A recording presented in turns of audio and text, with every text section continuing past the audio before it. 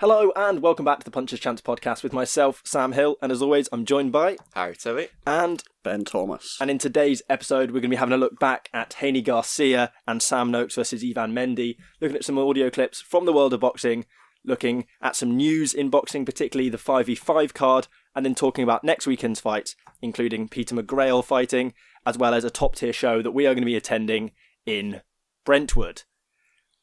I think we should probably best if we start with the Sam Noakes fight from last weekend, because I think otherwise we'll never get onto it. We'll just talk about the big one the whole time. Noakes versus Yvan Mendy got the win, unanimous decision, puts himself 14-0 against an Yvan Mendy that's never been stopped. Didn't get the stoppage, would have been his 14th straight stoppage. But how good or how impressive is Sam Noakes? What a performance. Won every single round, and, they were saying on commentary he could have gone another 12 rounds. He looked really good in there, and hopefully now he gets a world title shot next. But what I was a bit confused about was it was for the European Lightweight Championship. Where's Gavin Gwynn? He won that belt, didn't he, back in November, October time? I think he had to hand it away when he went with the belt with Chamberlain. Oh, okay. All right. So, yeah, he lost that one. But yeah, Mendy, tough fighter, really tough fighter. 48-6, I think he is. Yeah, he's not one that you're going to want to be fighting against. He's got a record of staying in there, and he's never been stopped. 392 rounds he's boxed. Wow, I know. So. That's some fighting. That is some fighting. In terms of Noakes, he's got to be. That's obviously world title next, now, isn't it? Yeah, I think maybe for me, it's the winner of, I forget the Ukrainian guy's name, but Navarrete's fighting. Berinchik, is it? I think for the something like that. For the lightweight, for the WBO lightweight. So there's it could a lot be of vacant belts for lightweight. It could be a case of almost either he fights the loser of that fight, and if that's Berinchik, then he can defend his European against him, or if it's then Navarrete, he can fight Navarrete and then fight the winner, or just go straight to the winner. I don't know. I think it's one of those ones where it's inevitable that he's going to step up to world champion level, so it's just a matter of when rather than if. I think they could eventually set up the fight with Mark Chamberlain as well, can they? That's the fight. That, for multiple world titles, would be such a good fight. Yeah, when I saw he beat Yvan Mendy, I was like, my first thought was like, oh, let's get that Chamberlain fight. And then I was like, actually, do you know what? Because what you're doing then is you're putting two world championship fighters next to each other without a world championship on the line. It doesn't really make any sense for either of them. Whereas if you can then get either of them, or hopefully both of them, a belt, then have the two fight each other in the UK for two world championships. I mean, that'd be some fight. Yeah, you're probably guaranteed a knockout between them two. You'd have thought so. I think that both of them have got near enough. Well, that's Noakes' first fight without the stoppage. And I think Mark Chamberlain is pretty much the same. I think he's only had one fight without the stoppage, Yeah, and then Hamza Shiraz is also 13 fights in a row with a knockout, which is the same as Sam Noakes was. So if he knocks out Amo Williams, he then obviously extends that to 14, and he has the longest knockout streak. He's got some good fighters, Queensberry, ain't he? Yeah. Frank Warren. Yeah, he's got some really good fighters. I'm just like, Noakes versus Chamberlain, it's just one of those ones I just have to see that. I don't... It's the fight next, I think. Yeah, without a doubt.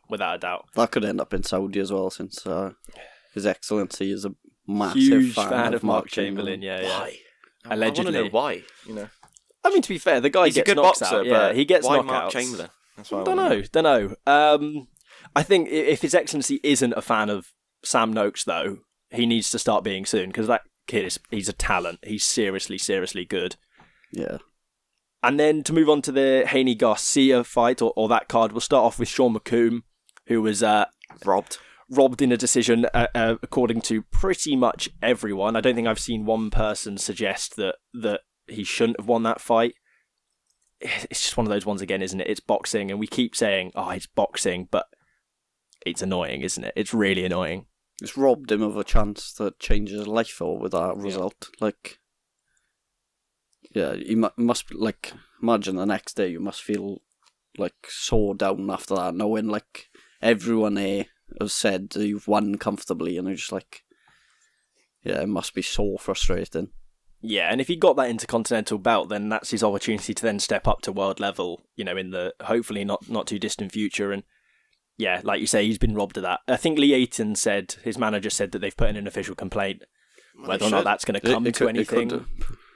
It probably won't, but it's not like the only positive you can take from it, I suppose, is the fact that his stock hasn't dropped. It's only going to rise from our performance, really, because it's against a very good fighter who was 29-0 going into it, and I actually had Barbosa winning, but yeah, it's a tough one to take, and like he deserves to walk out of there as the champion, really. Yeah, I think what's mental for me is that one of the judges scored it, I think, 98-92 to Sean McComb. Oh, McComb. And then the other two scored it 94-96, 93-97 to Barbosa. Like, how are you watching the same fight and getting it in? What would that be? That's the difference of 6-3. Like, it's a difference of 4 rounds. Like, they have 4 rounds which they think different. It's just a completely They need to set out bizarre guidelines, don't they? Like, what to follow. Like, what to judge the boxing on, you know? They can't be... It's all opinionated, ain't it? You know, one judge is going to be looking at who's putting the most pressure on, what footwork, who's doing this, who's doing that. They should all have a set of lists in front of them, and they're looking at it, going through it for 12 rounds, and marking down, all right, I'm marking for that, blah, blah, blah. Yeah. Instead of just going, who do I want to win? I get it in the sense of there's nothing necessarily wrong with the 3 judges, looking at something different to a degree, because obviously, there's many things to boxing. There's no right answer to what is good, what is bad. But that you can't be getting discrepancies like this. Like, it's just... Yeah, it just makes no sense, does it? How they could be so far apart in terms of... Like, they're all watching the same fight. I don't understand how they can get it so... Like, different opinions of it either end, like... Yeah, like, I think, like, when us 3 are watching or at a show and stuff, and a fight ends, we're generally within a round, maybe 2 rounds at a push of each other's opinion. So if someone thinks it's a draw, go, no, I thought it was 1 round to him. Mm-hmm. We're always generally in the right ballpark. And obviously, maybe that's just because we talk a lot about the boxing together, so we have a similar view on it. But the judges, they surely, if you're looking over and you're like, I've got this at 98-92 and he's got it at 93-97, you've got to be thinking, have one of us messed it up? Like, have I cocked this up? Have I been watching, like, I don't know. It's unbelievable. It's bizarre. It's boxing though, ain't it? It's boxing. We're always going to have decisions that don't go how we think it's going to go, and yeah. And then something that didn't go how many people thought it was going to go. Everyone. What a fight. Devin Haney, Ryan Garcia. Obviously, you stayed up for this one, Ben. Me and Harry watched it back, having known the result in the morning. Oh, it was so good to watch live. I think you felt like watching AJ Ruiz all over again, probably. Well, I didn't stay up for that one, the AJ Ruiz one, but this one, like, I was staying up for this expecting it probably not to be anything special, and from round 1 it was just absolute fireworks, because Garcia just dines on left hooks and fast hands. That's all he's got, but it just works for him. Yeah, I think what we've got to absolutely say at the start is, before we go, because there's loads of like if buts, maybes, all of this sort of stuff with the fight.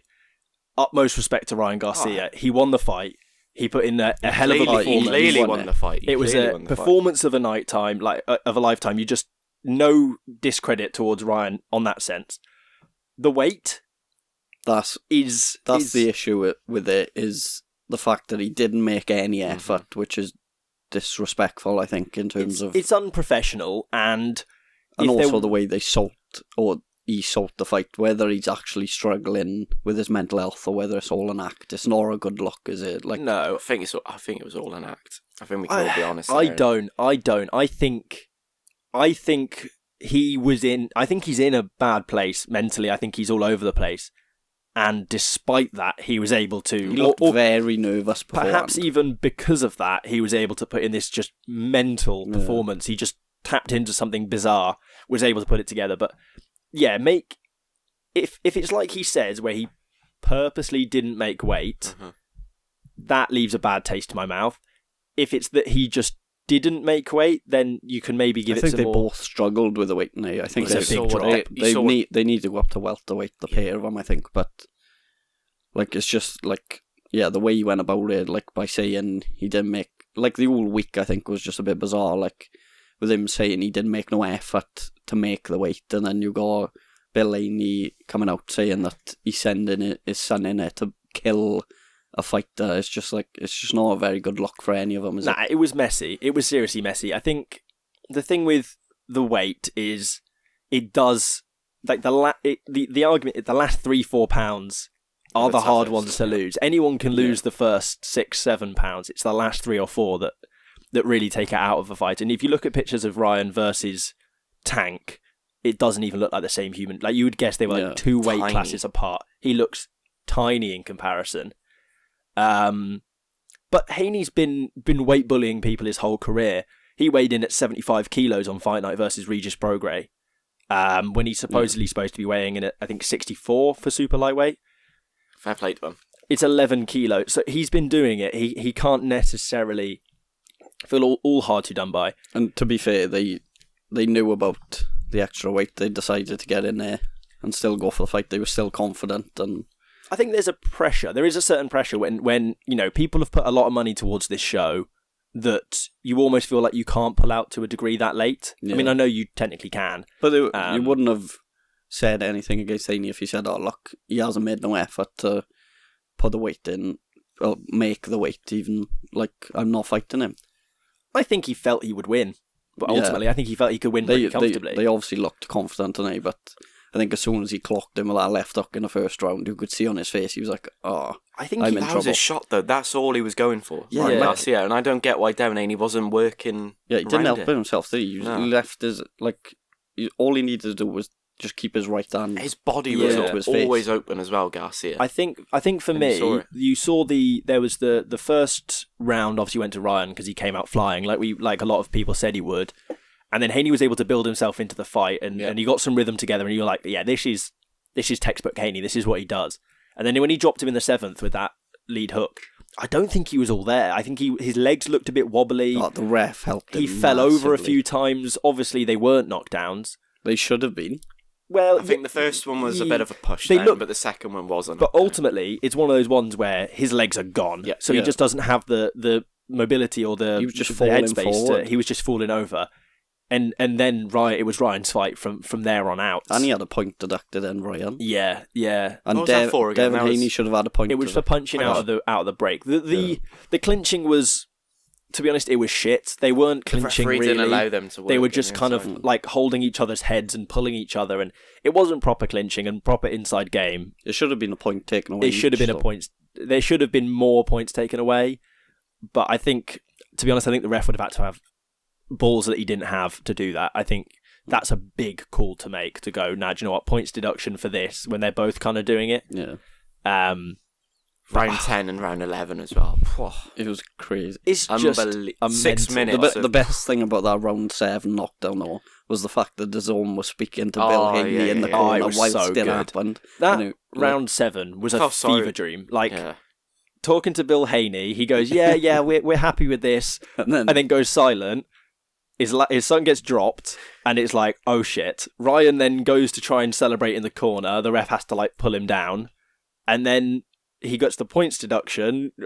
Haney hits the floor another 2 times in that round, falling over. Garcia was celebrating at the end of round 11, and what was his trainer? Yeah, I know who you mean, but I can't. I know who you mean.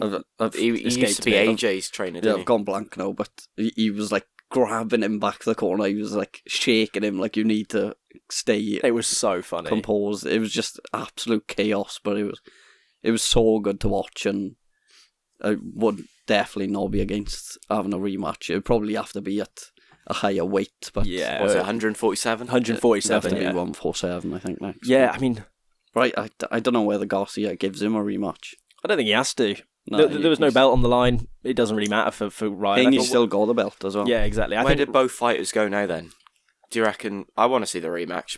They've still if you don't get the rematch. Do you know what I want to see? And it's bad because it's Ryan Garcia versus Conor Benn. It's been bubbling over on Twitter. And obviously, Ben can't fight in the UK. There's issues with him. That fight week, that whole build-up, 2 characters would go at each other. There would be fireworks. Don't necessarily think Garcia would win that fight. I think the weight and jumping up in your first fight against someone like that would be difficult. but I think it would be one hell of a fight to watch. The thing for Garcia now is he's made himself a star now, hasn't he? Like, everyone is going to want to tune into his fight weeks to see what happens again now after and he's managed to pull that off. And he was on about fighting Fundora, who beat Tim Tszyu.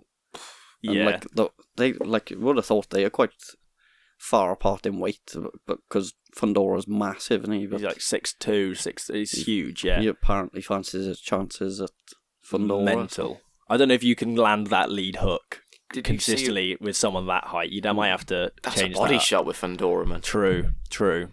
Yeah, you'd just be drilling him to the body instead, wouldn't he? Did you see what happened with Eddie Hearn afterwards as well? Oh, that was brilliant. That was like the quickest switch back and forth. From going I'm going to take your head off to congratulations. Well, it was as soon as he named Jaron Ennis, and he was like, we're friends. We're okay now. He was like, you've got no good fighters. Who have you got? Oh, Boots Ennis.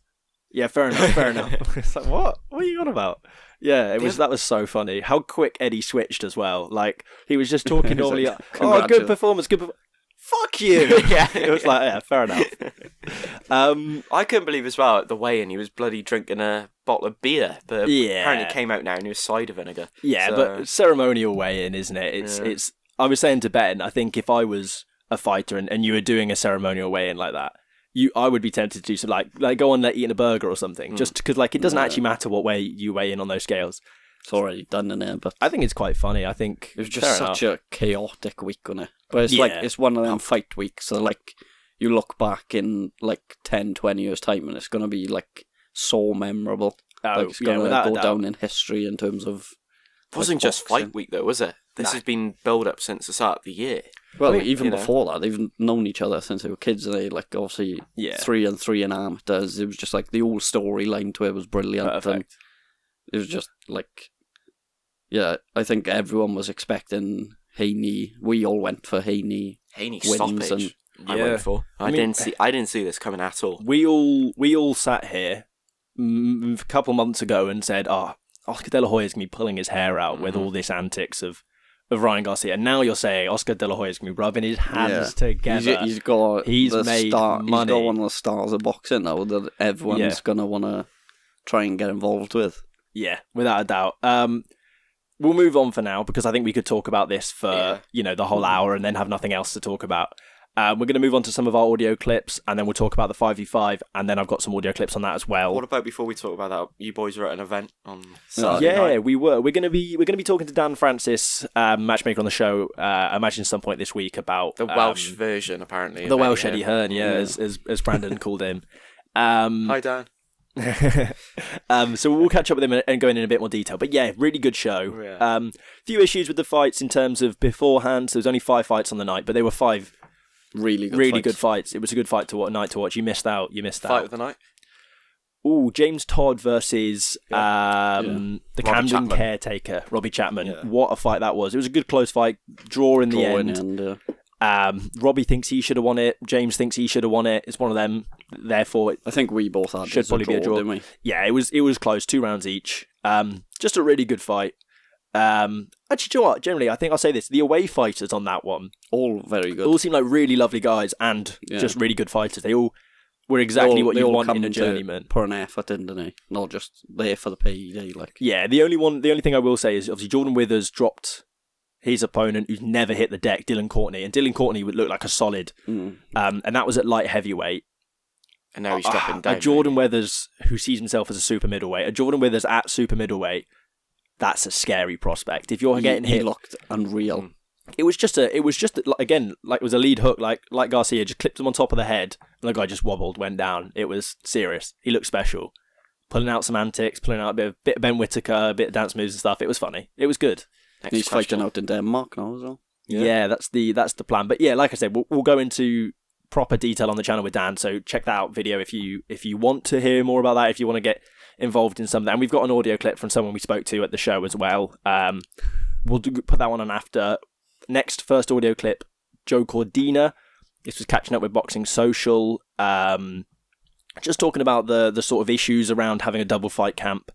Obviously, having the first fights cancelled because of the cut from Tyson Fury.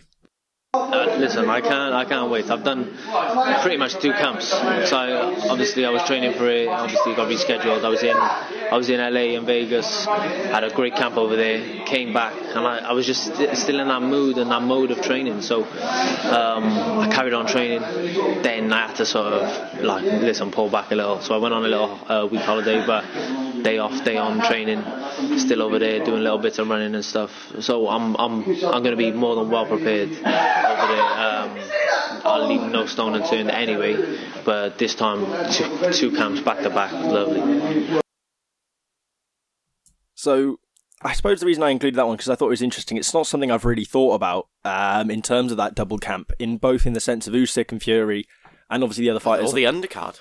The undercard. What is that going to look like? Is that as a hindrance, do you think, for the fighters in terms of you get so mentally ready and then it's difficult to go again? Or do you think, is it about who's played it right in terms of Cordina said he had a week off? Yeah. Is it about who's played that double camp?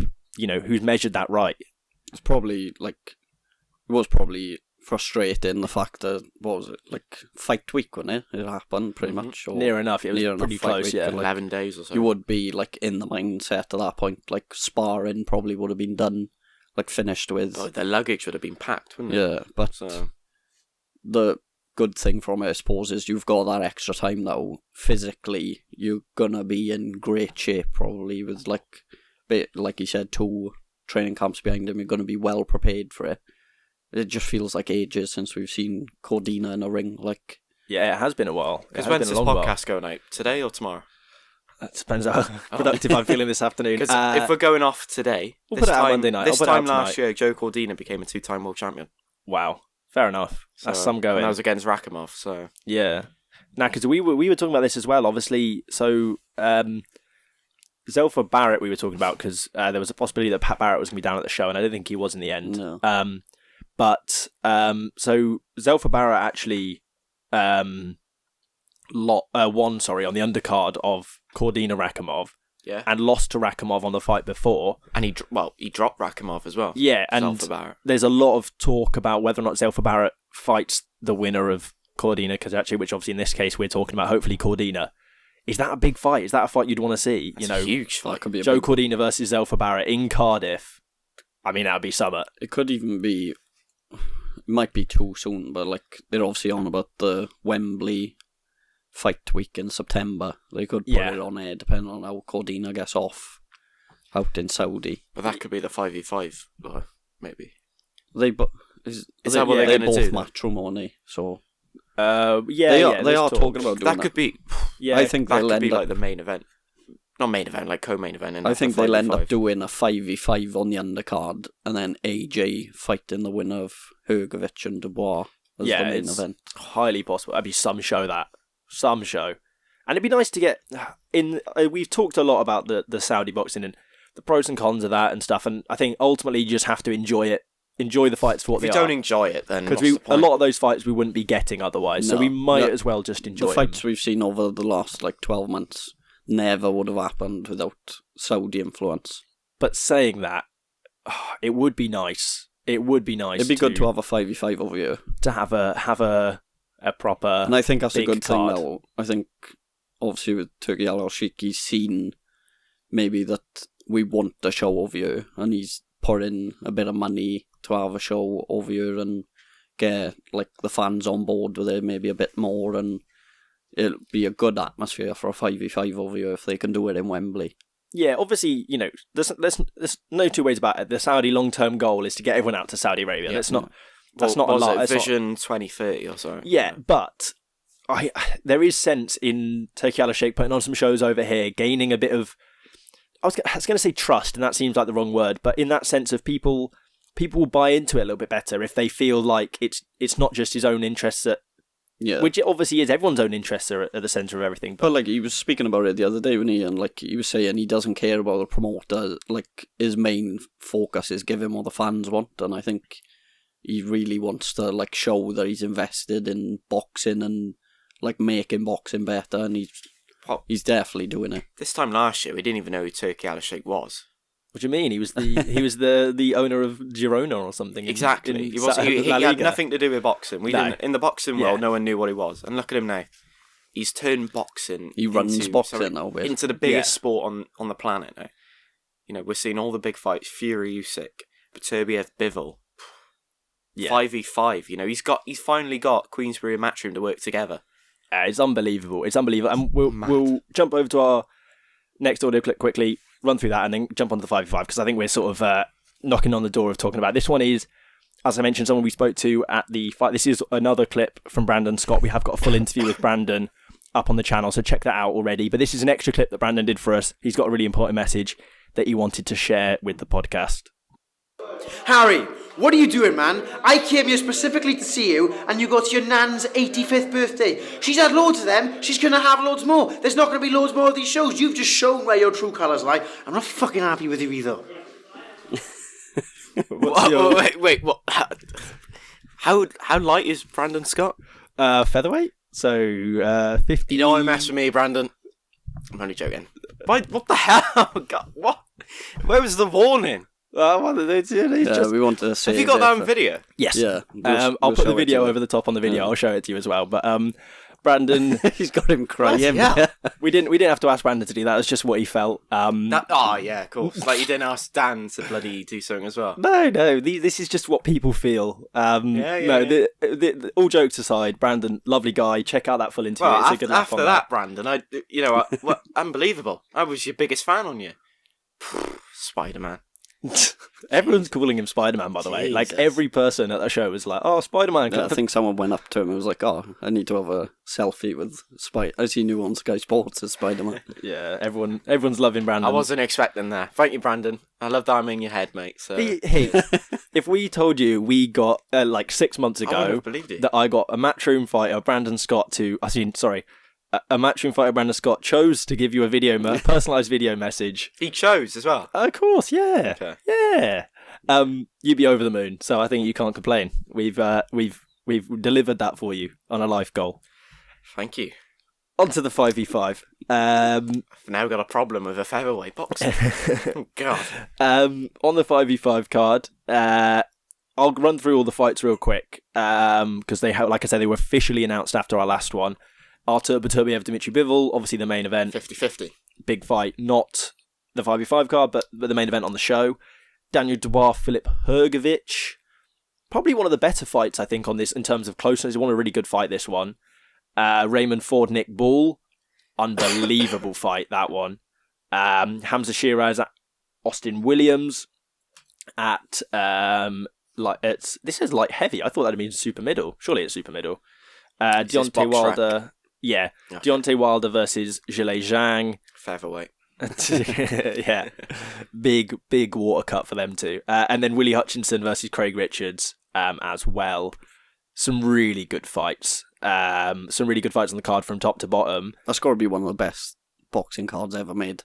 Yeah, it's huge. And you know what? We've said it a number of times. The announcement video for it was a film. It was video, so good. The press conference, them all coming out in masks and everything. Yeah. It was just like you've just never seen anything like it in boxing. But you could tell who was who, though. That was the worst thing. A little bit, yeah. Deontay Wilder had his branding on his shirt. We kind of knew the fights before the press conference, really, but it was still just good to see what it like you said, with the video they made. It's just so good. They're all 50-50s as well. There's some really good fights. If you could sit here now and say you're 5 winners, fair play to you. It's gonna change constantly, I think. Like I was looking at it thinking, Queensberry have got it, and then you read in a bit more. Matchroom fighters are really good as well. It's just it's gonna be really hard to make any predictions. Yeah. It's gonna be difficult. Let's pick out one fight each that we want to see most. Which fight? I'll let you include the main event as well. That you are most looking forward to out of all of those. Start with you, Harry. I think the main event, but Hamza Shiraz, Amber Williams is unbelievable. Yeah, it's a good fight. And hell of a fight. Shiraz is a serious fighter. Hamza Shiraz, like I said, he's got a chance to go. They're all good fights. They're all 50-50s, but that one, I don't know. It come Friday before Saturday. Oh my God, I still won't be able to predict it. What about you, Ben? Which one are you most looking forward to? I know what he's going to say. Yeah, one of my favourite fighters, Nick Ball. and Ray Ford. That's going to be some scrap. That's a really good matchup. I don't even know what way that's going to go either. And that's the mad thing about like every single fight on the card. You're going to be watching it thinking you're just not going to have a clue what way it's going to go. And like obviously you got the influence of Eddie and Frank Warren. They probably going to be in either corner going nuts for every fight, and it's going to be really good to watch. Yeah, it's going to be an unbelievable card. I think for me, I'll shy away from the main event because we talked about it quite a lot, and I think it's no secret how much I like Dimitri Bivol as a fighter. So I'm going to say, do you know what, Daniel Dubois Hrgovic actually, because I think there's been a few question marks around Hrgovic's level recently. He's not fought anyone of particularly great stature in a little while, and Daniel Dubois. Martin Mori was it was the biggest test of his career. Yeah, and then Daniel Dubois obviously coming off the back of a really good win over Jerome Miller. So I think it's a good fight. It's a nice level for both of them, and the winner of that one's then ready to kick on. I think the winner of that gets AJ, so it's massive for the two of them. Yeah. Could get Dubois. Daniel Dubois, AJ would be imagine good. that September. There'd be Wembley. a fucking boring fight In week, Wembley. though. It would be a boring fight week. I don't know. But AJ just with all I don't mean this in the bad way because this is AJ now. He doesn't really do much in fight week. He's pretty quiet. He's pretty reserved. Daniel Dubois isn't the most. He does even less. I'd love to see Daniel Dubois just fully switch up on him though. Just fully go. Yeah, he could do. He tries it. I respect the effort. And that fight could be for a world title as well. It could be. Yeah, Daniel Dubois come June 1st. And the thing is, if Dubois beats Hrgovic, gets him with AJ, and can manage to pull off beating AJ, he probably puts himself in a rematch with Usyk again. That a lot of people think he was very unlucky not to get more from with the body shot and the issues. We could end up in a world where Dubois is unified heavyweight champion. That'd be unreal. That what a guy, what a man to do it. That's like the story of Ryan Garcia winning on Saturday. You can't see it, but it might actually happen. Now we've said it probably won't. But I know what you mean. Yeah, it's mental. So yeah, like I said, I got a couple of audio clips on that one. So the first one is... Right, hang on. Any more bloody people saying nephew and all that? No, nothing. My ego is being affected by Mr. Brandon Scott. We might get another one from Brentwood on Saturday if you don't turn up. Bloody working, boys. Bloody working. I'll let that slide then, maybe. Watch your neck, Ben, yeah. Deontay Wilder versus Zhilei Zhang. This is Deontay Wilder talking about that fight and what it could mean for him and how he's feeling going into that fight. With him having the pedigree that he has, and the height, the big bang, the big punch, and the good technique, southpaw, all that is amazing to me. It makes it an exciting fight, and I think it's going to be he's a great person to make a statement by, with the caliber that he has, to allow people and to show people that I'm truly back. Because when I destroy him like I'm going to do, it's back at the top I go. Now, obviously, Wilder says that this is the perfect level to show something. And obviously, we saw Wilder lose last time out against Joseph Parker. Mm-hmm. And obviously, Joseph Parker then went on to beat Zhilei Zhang, and Joseph Parker's stock has soared recently, being put up against some of the top ones. So whether or not you necessarily think that Wilder is going to win this fight or not, that's up for debate. Is this the perfect level that if he can beat Zhang, you go, yeah, do you know what? Fair enough. He is still on the edge of the top. Or do you maybe think Zhang's not quite the danger that he was? It's win or bust for both of them, I think, isn't it? Yeah, a little bit. The thing I can't believe about this as well, Eddie Hearn's captained Deontay Wilder. That is mental. Imagine a few years ago, someone would have told you Eddie Hearn and Deontay Wilder are going to work together, and he's going to have him as like his captain, his number one, the main man on his side, like. Yeah, I mean, I don't necessarily have the most confidence in Deontay Wilder based off his last performance, but if you're talking... I think he's more likely to win this one than the one against Parker. Yeah, I think if you're... Well, both men bang, as Zhilei Zhang says. But also, Zhang's not going to have what he has on a lot of people, which is the reach, which then means that a lot of people have to put themselves in danger to get close to Zhang and land shots, whereas Wilder, if he boxes smart, boxes on the outside, keeps that jab long, because those... Would that happen? He's a lot... I don't think so, no. But he could. I think it's going to turn into they're going to swing like fuck at each other, and then the last few rounds, the two of them are going to be blowing. Yeah, And quite like, possibly. You're going to have two fucked heavyweights in the middle of the ring. Yeah. I think though It ends by a knockout. I think that we can all maybe agree someone's on gonna that. get No one's. slumped It ain't somewhere. going 12 rounds. If it is a 12-rounder, They get more Yeah. points as well, don't they, for a knockout or knockdown. think maybe, stoppage yeah. finish. but he gets double points as well, Deontay Yeah. Wilder. Because Frank Warren's gone smart and he's actually captained Shiraz. Shiraz. Yeah. Yeah. It's not a guaranteed win though. No. But like none of them are None of really. them. Is Zhang the most beatable based off what we've seen recently on him? Is that what Eddie Hearn's thinking, that Zhang, based off his recent performance, he doesn't rate Zhang maybe quite as possibly as high as people do, or maybe people used to. So he thinks that that's the one where you're most likely to get. I mean, it's not a great situation for Eddie if you're going, I think this guy might lose. You want to be captaining someone, you're like, yeah, I'll back him. I think it's just he's probably thought of it. If they get more points for a knockout win, there's no one you're probably betting more on getting a knockout win than Deontay Wilder. And the thing that leaves Zhilei Zhang down is his endurance. Like we've seen there with Joseph Parker, he dropped him twice, didn't he? But for the rest of the fight, he done nothing. He was just blowing, and I think it'll be the same that night. And I think the more Deontay Wilder lands big shots on you, the slower you're going to get throughout the night. So Yeah, I do think it helps though that Wilder's got that height. I think it'd be a different test. It's not just he could necessarily. just jab him, but He it's just not could. the way Deontay Wilder's Well, built. certainly he just doesn't have to close as much distance in order to land those shots. Mm. And he doesn't offer up his head all too much, Deontay Wilder, because he is quite tall and he has that overhand right. So it might be a difficult, but then you got Both going to be swinging. They are Come both on, going to be they're swinging. gonna It's be going to be both some fight. Haymakers galore. And another fight where I think both the fighters are going to be absolutely swinging. You mentioned it, Ball versus Ray Ford, and this is Nick Ball talking. Obviously, after he lost out last time against Ray Vargas on one world title opportunity, here's his shot at another one.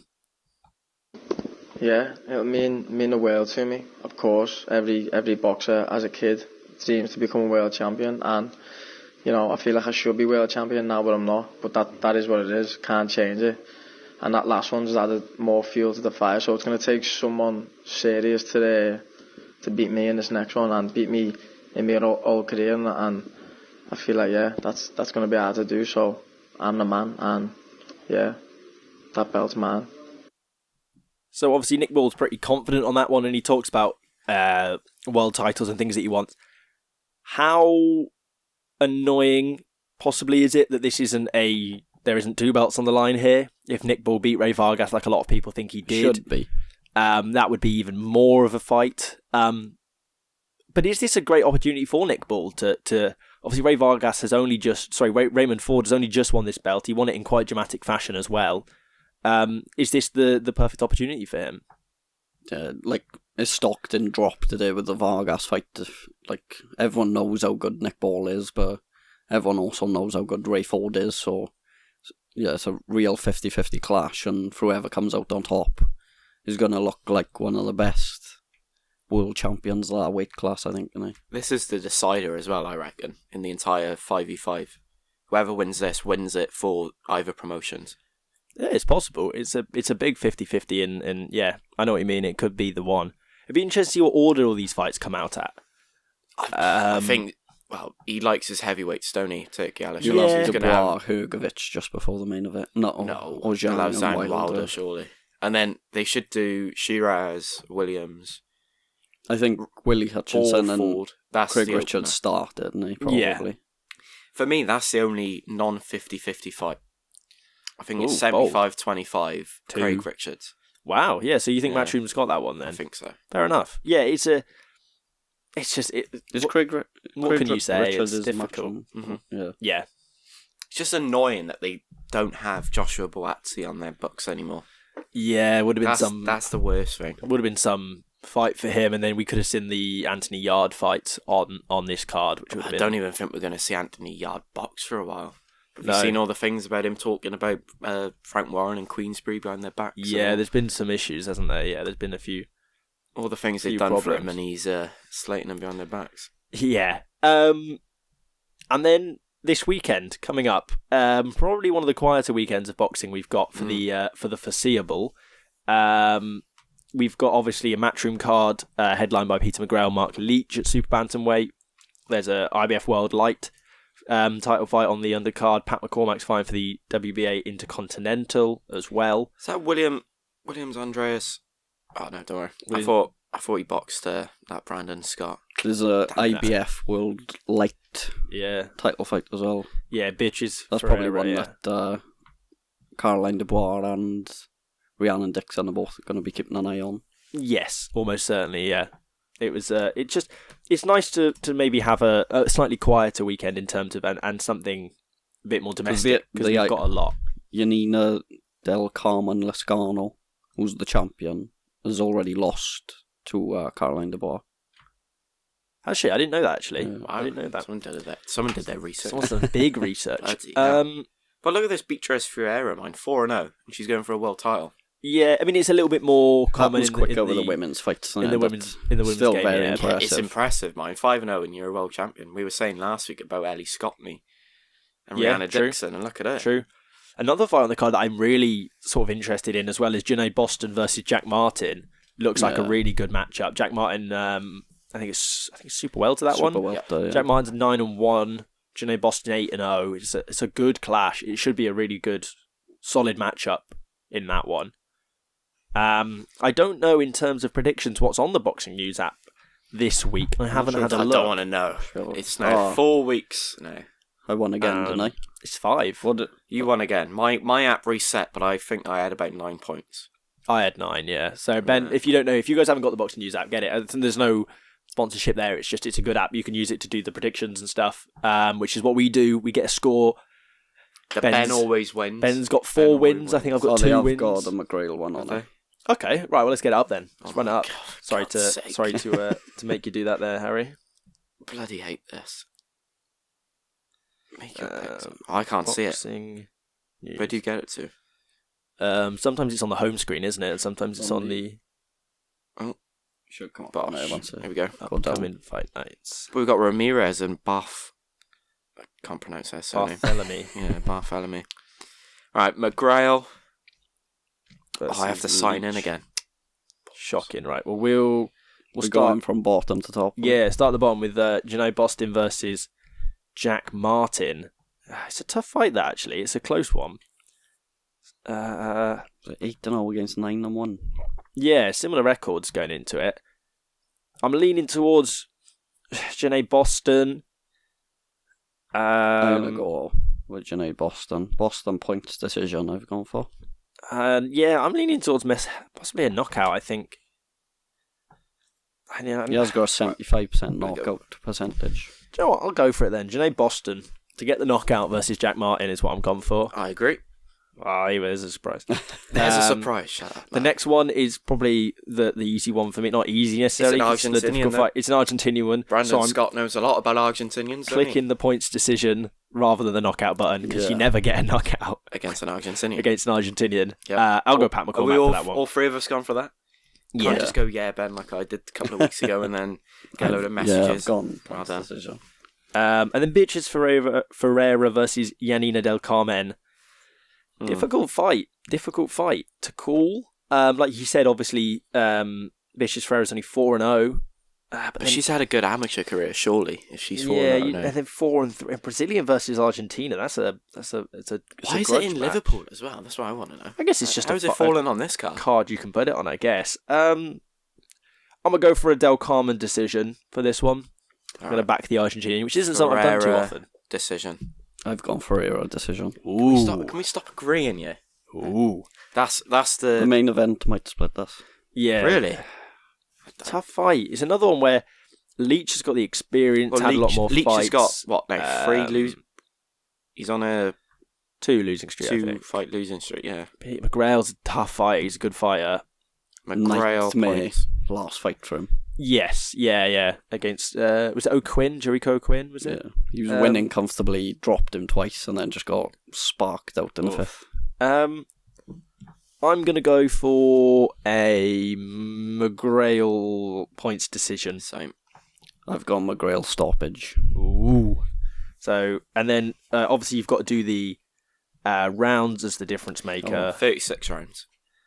36. Look at me. Oh, last week you boys were saying, "Oh, you take so long." Look at you two this week. Bloody hell. Yeah, you're just so used to losing now, so you're not taking it serious. Exactly. As long as I get my 11th right, Yeah. What do you go 36? Oh, so I've gone confident about that. 36. Yeah. I've gone So I've gone 3. I've gone all 30. Going the distance. I've gone and 6 35. race stoppage. I've gone 38. 38. 38. Mind you, that Fabio Wardley card, I got the rounds right, and I didn't even know what I was doing. So He's just sending it. that's what I'm doing. That's my. 3-2 up now after we've started these predictions. Yeah. It's close. If you ever want to... If I ever want to, get involved, Yeah. I will. Don't you worry. When come May 11th or May 17th, sorry, May 18th, bloody hell, May 18th. Sometime in May, he'll get a point. He'll get a point 100%. at some point. I'm getting 5 points in May. You've got to. Guaranteed. At some point, you've got to. It's almost guaranteed. I think I'm just going to put Usyk Fury draw at this point. Oh, imagine So if you that. get one of them draws, you win the thing, basically. Yeah, you Imagine take that. a risk on the points. Could be worth it. We haven't talked about that fight yet in this podcast. We normally talk about it a lot. We talk about it pretty much every episode. We've Yeah. left it pretty much off, and I think maybe we Don't leave it wanna- there. Don't want to jinx it. Don't want to jinx it. We'll wait till the day We'll of the cut fight. it off. Before we finish off, like we mentioned, we were at the show last weekend. Loads of fight interviews up on the channel. Jordan Withers, Carvel Crocker, Josh Melly, Brandon Scott, like we mentioned. We'll have loads coming up this weekend as well, and- hopefully. This weekend. I was a big fan of Brandon Scott, but no, wow. We want to give a quick shout we need out to Ben Crocker fighting this weekend. Ben Crocker guy, another interview guy we've interviewed previously on the channel. He's fighting this weekend. Kieran Geffen as against Stelios Papadopoulos on the top tier show in Brentwood. Lindsay Bushinsky fighting for the Commonwealth Yeah, as well. we've As seen her someone once before. Brilliant fighter, brilliant We'll meet trainer. up again with, Shout out Paul Paul Drago. Drago. What a man. We love him. What's his? What's he known for, Sam? Great shot, Lindsay. Thank you. And then there's just some great fights on that card. It's gonna be really good. It's like, if you don't know what top to do, it's You were best friends up there as well.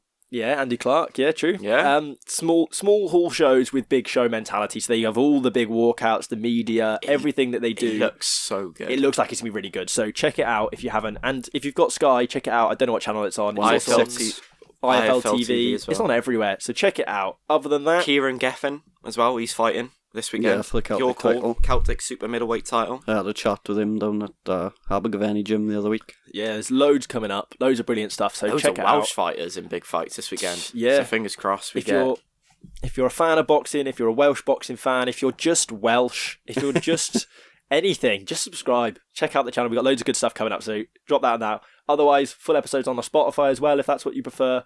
And other than that, we'll catch you all later in the week when we're at the top tier show.